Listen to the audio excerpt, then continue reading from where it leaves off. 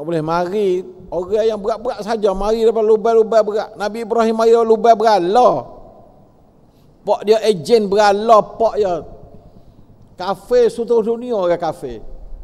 Nabi Ibrahim tu baik celah berala. Hajar tu baik celah zalim. Tengok dah, nampak dah tu. Celah kezaliman raja yang berlaku dengan siapa nak anak Sarah, marinya Hajar. Tengok cerita mari tu. Orang panggil siang, benar-benar cerita mari. Dalam keadaan yang cukup wud-wud benda tu Islam mari tu. Islam mari. Tubiknya Ismail, tubiknya Mekah, tubiknya Gabah, tubik Nabi Muhammad sallallahu alaihi wasallam. Daripada benda tepat mari tu balah tu. Nah, maka kita pakat doalah pada Allah Taala. Teraku ni penting. Teraku ni penting. Batu kita kena jadi kemah diri kita ni duduk dengan Allah Taala. Orang perempuan ni perjuangan orang perempuan belakang. Kalau Nabi Isa perjuangan Maryam, orang perempuan. Kalau Nabi kita Muhammad ni perjuangan ibu dia.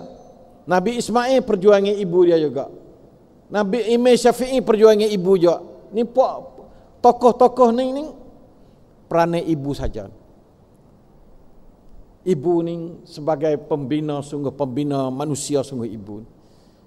Pak ni tak ada lah, nampak nanti tengok cari duit boh itu ya, tak ada pak. Mak lah ada buat orang sungguh. Tapi hari ni sudah tak ada arti kepada ibu. Nah, pakak tu baik cari duit luar belakang, tinggal anak. Tu tak ada orang debel tu baik lah ni. Mak tak ada sabar dari segi pegang anak sungguh. Nah, Pak Imam Syafi'i itu, Imam Syafi'i 2 tahun. 2 bulan ya tak ada, mati. Nabi pak tak ada dulu kita belum apa? Nabi Muhammad ni umur 2 bulan dalam perut meninggal dunia. Tak ada tengok sikit abuk cahaya mata anak. Nah, Imam Syafi'i pak yang ada tengok start lepas tu mati. Mak belaka kacau-ganyoh pagi petang Malaysia cari situ cari sini.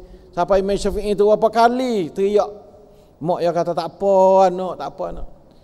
Sebabnya dia pergi ngaji Quran tu di Mekah dah, nikah di Mekah dah. Duit tak ada nak pergi ke Tok Guru. Orang lain duit dah belakang, Tok Guru tak pas tepi. Mu ada duit mu sang ngaji. Orang sampai situ Imam Syafi'i. Mak tak ada duit nak pergi. Teriak siang malam, mak Allah ya tak apa sabar nak pergi ngaji jugaklah. Gini anak pandang ngaji, lepas tu anak hajar tolong cikgu kat tepi tak apa dah tolong cikgu. Ya ngajar tolong. Ngajar ya tahu ya reti yang ngaji cerdik juga. Tolong nak cikgu kenapa dah budak ni. Mai duduk dekat aku sikit. Gitulah. Jadi tak ambil duit seorang. Tak ambil duit seorang. Duit tak ada. Mak nak duit tak ada. Padahal makan hari-hari, makan pagi, cari pagi, makan petang, cari petang gitu. Itulah ibu kepada tokoh-tokoh dunia belaka. Imam Syafi'i tokoh dunia belaka. Nah, tu la ilaha illallah. Nah, nak ayat atas saya nak gapo nak katanya peranai botbat seorang perempuan ni tinggi membuat manusia. Mencetak manusia. Maryam, Musa, siapa dia? Mak ya ke? Pak tak ada, pak tak wani masuk dekat dah.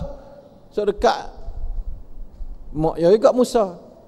Tahu dah laut, mak tahu. Lepas tu mak pergi nyusu pula dalam kota. Mak peranan ibu sabar habis-habis dengan anak. Musa ibu, Isa ibu, Muhammad sallallahu alaihi wasallam ibu. Semua ni pongan hak orang Tina. Pongan hak orang Tina, bukan rayatan kita. Wasa isah diri kat kita rayatan ni. Tak ada pongan mana kita rayatan. Nah, oleh itu maka hei ibu, hei orang perempuan, berbahagialah kamu. Anak-anak ni nasib anak banyak di tangan orang perempuan. Sabarlah kalau anak dengan anak-anak, usaha siang malam teriak menangis pun kita usaha.